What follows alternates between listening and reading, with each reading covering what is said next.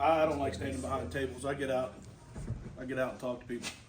So I guess my 3 minutes is starting, so I'm gonna make it quick. And I gotta write stuff down so that I don't forget what to say.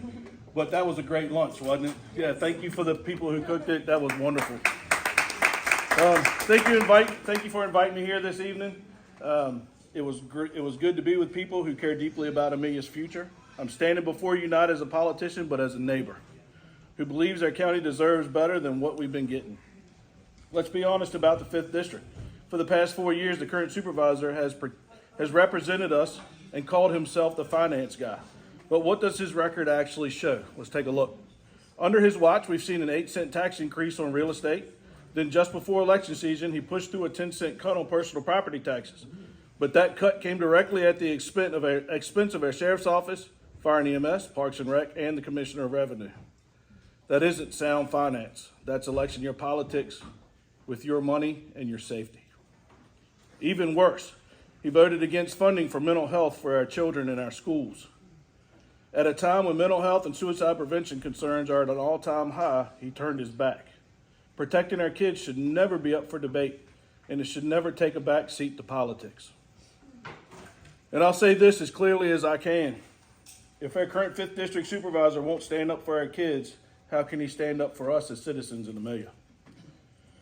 And it's not just about numbers. Leadership is about how you treat people. Too often our current leadership, that's all of them, has relied on intimidation, disrespect, and even bullying. I've been part of that in some leadership roles that I've been in.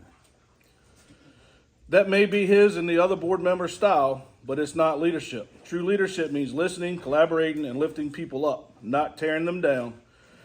Now let me tell you what I stand for. Schools and children first. Our kids deserve safe schools, strong classrooms, and the resources to succeed. I will always vote to put their safety and education ahead of politics. Public safety, which I have a 35-year background in. Our sheriff's deputies, firefighters, and EMS providers need proper funding, training, and equipment. Cutting their resources puts all of us at risk, and I'll fight to make sure they have what they need to protect their families. Accountability in spending.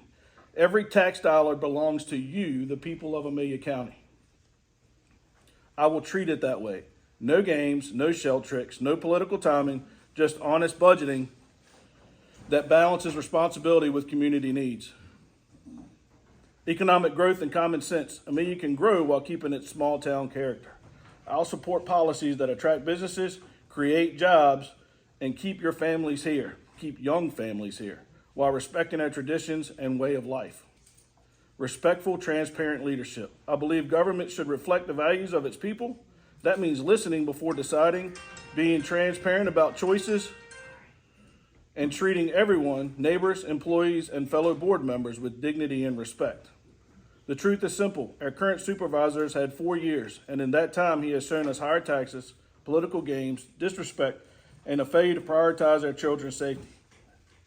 That is not the Amelia way. I'm running because I believe in a better Amelia, an Amelia where families feel secure, schools are strong, first responders are supported, and every voice is heard.